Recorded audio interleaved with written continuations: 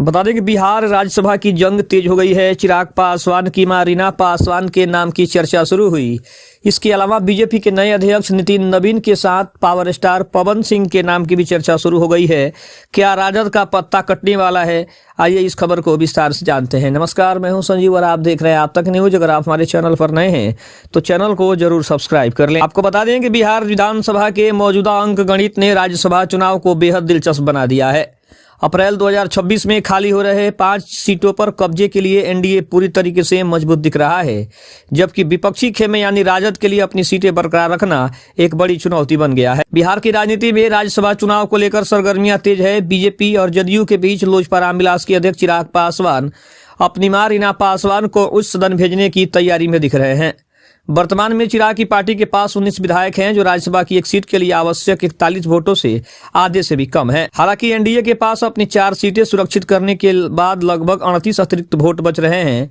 चिराग पासवान इस 5वीं सीट पर अपनी मां के लिए दावा ठोक रहे हैं। यदि एनडीए नेतृत्व इस पर सहमत होता है तो चिराग पासवान को जीत के लिए विपक्षी खेमे या निर्दलीयों से 3 अतिरिक्त वोटों का जुगाड़ करना होगा। यह चिराग के राजनीतिक कौशल और एनडीए में उनके रसूख की बड़ी परीक्षा भी होने वाली है। बिहार से राज्यसभा के 5 सांसदों का कार्यकाल अप्रैल 2026 में समाप्त हो रहा है। जिन नेताओं की विदाई हो रही है उनमें आरजेडी के प्रेमचंद गुप्ता, एडी सिंह, जदयू के हरिवंश नारायण सिंह जो कि उपसभापति हैं, रामनाथ ठाकुर केंद्रीय मंत्री और राष्ट्रीय लोक मोर्चा के उपेंद्र कुशवाहा भी शामिल हैं। बिहार विधानसभा की 243 सीटों के आधार पर राज्यसभा की एक सीट जीतने के लिए कम से कम 41 विधायकों के प्रथम वरीयता के वोट की आवश्यकता होगी। भाजपा 89 विधायक और जदयू 85 विधायक के पास 2-2 उम्मीदवारों की आसानी से जिताने की संख्या बल है, लेकिन इस नए समीकरण में राजद के लिए एक भी सीट बचा पाना बेहद कम दिख रहा है, क्योंकि बहुमत एनडीए के पाले में है। बीजेपी के राष्ट्रीय कार्यकारी अध्यक्ष बनाए गए नितिन नवीन अब बिहार की सक्रिय राजनीति से ऊपर उठकर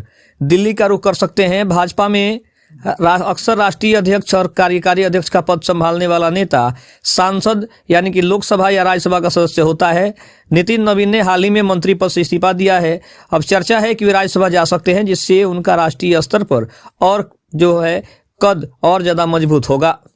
वहीं अगर बात करें भोजपुरी सुपरस्टार पवन सिंह को लेकर भी अटकलें तेज है। विधानसभा चुनाव 2025 में भाजपा के लिए जोरदार प्रचार प्रसार करने वाले पवन सिंह को पार्टी किसी बड़े पद या राज्यसभा सीट से नवाज सकती है। सांसद मनोज तिवारी के बयानों ने इन चर्चाओं को और बल दे दिया है। पवन सिंह के लिए पार्टी ने कुछ बड़ा सोच कर रखा है। अब अगर जदयू की बात करें तो नीतीश कुमार आमतौर पर किसी नेता को 2 बार से ज्यादा राज्यसभा नहीं भेजते हैं।